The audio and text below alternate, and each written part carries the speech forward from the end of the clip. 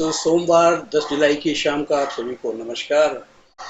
आज जिस टॉपिक पे हम बात करेंगे वो मेनली रिलायंस इंडस्ट्रीज में का फ्यूचर आउटलुक क्या हो सकता है इसके बारे में बात करेंगे। बट थोड़ा सा बैकग्राउंड के बारे में बात करेंगे कि हमने कल और एक हफ्ते पहले एक और वीडियो डाली थी रिलायंस इंडस्ट्रीज से रिलेटेड। उसमें हमें ये लगता था कि रिलायंस इंडस्ट्रीज 5,000 तक भी चला जाएगा ना तो मार्केट को सरप्राइज नहीं होगा, ये बिल्कुल भी शॉकिंग नहीं होगा मार्केट के लिए। और उसके कुछ रीजंस हमने निकाले थे, रीजंस कुछ उसकी हिस्ट्री निकाली थी, कुछ रीजन निकाला था, कुछ बेसिस निकाले थे, कुछ फंडामेंटल्स को मैच करने की कोशिश की थी और तब जा करके हमें ये कन्विक्शन आया कि हाँ भाई, ये 5,000 भी चला जाए तो बहुत बड़ा मार्केट के लिए सरप्राइज या शॉकिंग बात नहीं होगी। तो वो वीडियो देखने के लिए आपको फिर हमारे चैनल पे जाना पड़ेगा और उस वीडियो को देखना पड़ेगा। लिंक मैं जरूर दे दूंगा डिस्क्रिप्शन बॉक्स में।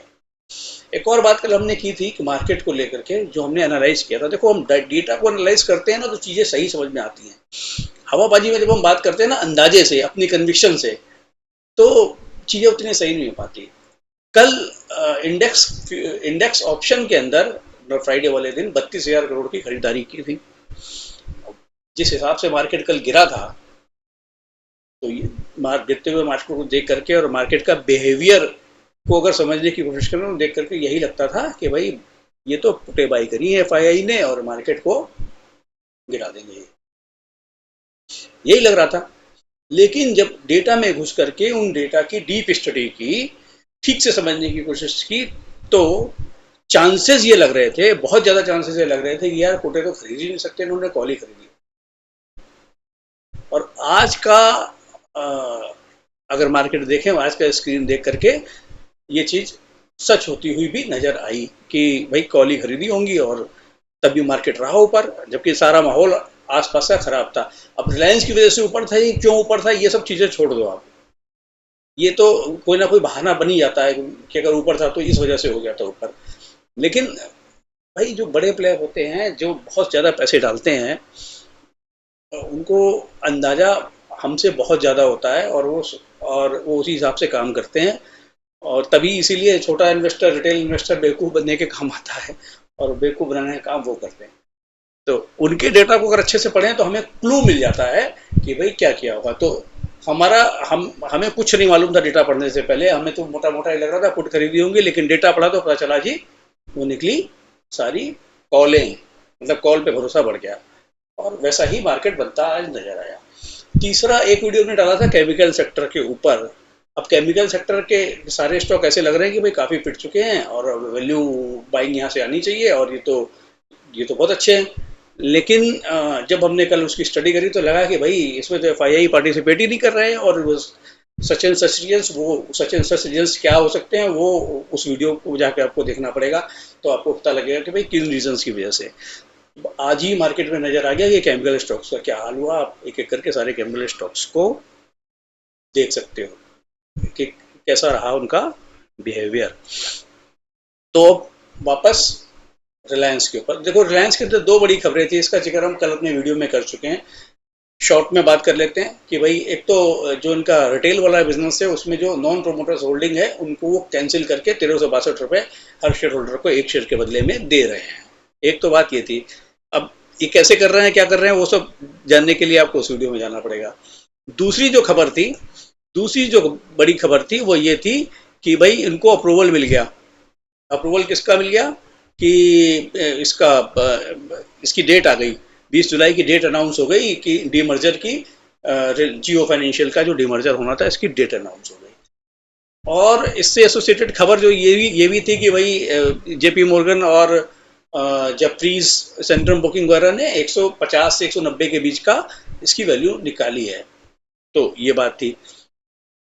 ये बात सब हम कल कर चुके हैं। तो अब क्या बात करेंगे, अब बात ये करेंगे कि इस शेयर का इस खबर के बाद आज जो मार्केट के अंदर जिस तरीके से इसने काम किया, आगे क्या रहेगा। आगे देखिए जी, 20 तारीख को जब ये डीमर्ज हो जाएगा तो उसके बाद में जो भी इसकी वैल्यू आएगी उतनी वैल्यू तो रिलायंस के शेयर की माइनस हो जाएगी। सपोज रिलायंस का शेयर उस दिन 28 रुपये पे ट्रेड कर रहा है और 150 रुपये उसकी वैल्यू है, तो 2650 को ऑटोमेटिकली हो जाएगा और होना बनता भी है। तो एक तो रही बात ये, लेकिन ये एंड नहीं है, ये शुरुआत है। अब ये बहुत मल्टीपोल वैल्यू कैसे क्रिएट कर सकता है उसकी बात करेंगे। ये वैल्यू ऐसे देखो क्रिएट कर सकता है कि अभी जो इसका जियो फाइनेंशियल वाली जो आर्म है, इसकी जब काम करेगी, ऑपरेशनल होगी, अभी तो कुछ खास काम नहीं कर रही है। अभी तो भाई 19,000 करोड़ के प्रॉफिट में 100 करोड़ का प्रॉफिट इनका है, 19,500 करोड़ के प्रॉफिट में 100 करोड़ का प्रॉफिट नेग्लिजिबल है। इसको तो भूल जाओ, अभी कुछ काम ही नहीं कर रही है। अब ये क्या काम कर सकते हैं? अब आप ये देखो कि बजाज फाइनेंस जो काम कर रहा है, एग्जैक्टली वैसा ही काम ये भी कर सकते हैं। और वो काम इनका सक्सेसफुल क्यों हो सकता है, उसका रिजल्ट समझिए। देखिए, बजाज फाइनेंस किन स्टोर्स पे काम करता है? जितने भी आपके ये इलेक्ट्रॉनिक्स वाले, गैजेट्स वाले स्टोर हैं, सब पे इनके लोग बैठे होते हैं और उनकी फाइनेंसिंग करते हैं ये, और जीरो फाइनेंस पे फाइनेंसिंग करते हैं, लेकिन वो कंपनी के साथ उनका टाई अप होता है, वहां से ये प्रॉफिट लेते हैं। यही है इनका बिजनेस मॉडल। और कुछ फाइल चार्जेस वगैरह छोटे मोटे होते हैं, तो वो उनकी इनकम हो जाती है। तो इस तरीके से ये कस्टमर को भी खुश रखते हैं, खुद भी खुश रहते हैं और कंपनी को भी खुश रखते हैं। अब वर्सेस रिलायंस, अगर रिलायंस इस बिजनेस में आता है तो भाई इनके तो खुद के स्टोर इतने ज़्यादा हैं। बजाज फाइनेंस को तो दूसरों के स्टोरों पे जाकर के काम करना पड़ता है। इनका तो रिलायंस डिजिटल आपको दिल्ली के हर शॉपिंग मॉल में मिल जाएगा, बॉम्बे के हर शॉपिंग मॉल में मिल जाएगा, किसी भी बड़े शहर के, मतलब दिल्ली बॉम्बे से मतलब ये है, हर जगह मिल जाएगा। तो वो तो इनके खुद के हैं, तो एक उनको एडवांटेज उसका मिलेगा। दूसरा, बहुत बड़ी डीप पॉकेट है इनकी। कंपटीशन में किसी को पीछे करना है तो छोटों को, तो बजाज को ना भी कर पाए एक बार को, छोटे जितने हैं उनको तो पीछे कर ही सकते हैं, उनका तो मार्केट शेयर खा ही सकते हैं ये। और इसके अलावा अब जैसे यहाँ पे ये बिजनेस है, और दूसरे बिजनेस की भी वैल्यू अनलॉकिंग हो सकती है। जैसे आपका इसका मोबाइल फ़ोन वाला बिजनेस हो गया, आपका ये वाला बिजनेस हो गया, रिटेल वाला बिजनेस हो गया। इसके अलावा ग्रीन एनर्जी, क्लीन एनर्जी, पता नहीं क्या क्या और सारे बिजनेस में इन्वेस्टमेंट कर रहे हैं। उन सबकी वैल्यू निकल करके कल आने वाले टाइम में आपको, मतलब पूरी कन्विक्शन के साथ ये लगता है कि भाई बहुत अच्छी वैल्यू क्रिएट ये कंपनी करने जा रही है। कुछ दिनों देखो चलती है ये कंपनी, थोड़े दिन ठंडी रहती है, उसके बाद में फिर कुछ बड़ा काम करती है, फिर इसके रिटर्न्स मल्टीप्लाई जाते हैं। इसकी हिस्ट्री आप उठा करके देख लो, ऐसी ही इसकी हिस्ट्री रही है और ऐसे ही इसने वैल्यू क्रिएट करी है, वेल्थ क्रिएट करी है लोगों के लिए। तो यही बात थी इस वीडियो की मेनली, कि भाई वैल्यू क्रिएट करने का बहुत ज़्यादा पोटेंशियल अभी इसके अंदर बाकी है। अच्छा, हमने अपने वीडियो में ये भी बात की थी पिछले वाले वीडियो में कि भाई जब ये भाग जाएगा तब आपको समझ में आना शुरू होगा और तब मीडिया में चलेंगी बातें। देखो, मीडिया में बातें चलनी शुरू हो गई। अब किसी इसकी ब्रोकर हाउस की, जो ये इंटरनेशनल ब्रोकर हाउसेस होते हैं, इनकी किसी की आज रिपोर्ट आ रही थी कि Reliance had potential to go up 35% from this level. तो भाई पहले क्यों नहीं बोलते हो? पहले कोई नहीं बताएगा आपको, आपको खुद ही डेटा से देखना पड़ेगा, अपने तजुर्बे से देखना पड़ेगा और कंपनी के बिजनेस को समझ करके देखना पड़ेगा। तो ये इस कंपनी में नुकसान तो कहीं है ही नहीं, डूबने का कोई डर नहीं, इतना बड़ा लार्ज कैप है। बट धीरे धीरे धीरे धीरे करके इंडेक्स के साथ साथ, देखो इंडेक्स जितना चलाना है वो, अब इस समय आपको इंडेक्स चलाने के लिए कौन नजर आ रहा है? रिलायंस के अलावा अगर आप देखो तो आपको कोई खास नजर नहीं। आईटीसी आ रहा है नजर, और एचडीएफसी के देखो जो क्वार्टरली डेटा आए थे वो इतने इनकरेजिंग नहीं थे, तो उसको चलाना आसान नहीं होगा। तो अब एचडीएफसी अगर नहीं चल पाता तो इंडेक्स को रोकना भी है, बहुत ज़्यादा नहीं गिरने से भी रोकना है, तो रिलायंस को ऊपर रखना पड़ेगा।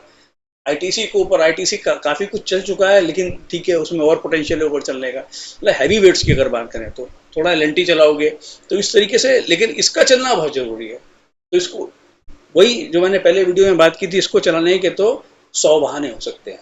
कुछ बहानों की चर्चा तो मैंने इसमें कर दी, और बहुत सारे बहाने ऐसे होंगे जो कि मेरी समझ से परे हैं, वो भी निकल निकल के सामने आने शुरू हो जाएंगे और ये चल जाएगा।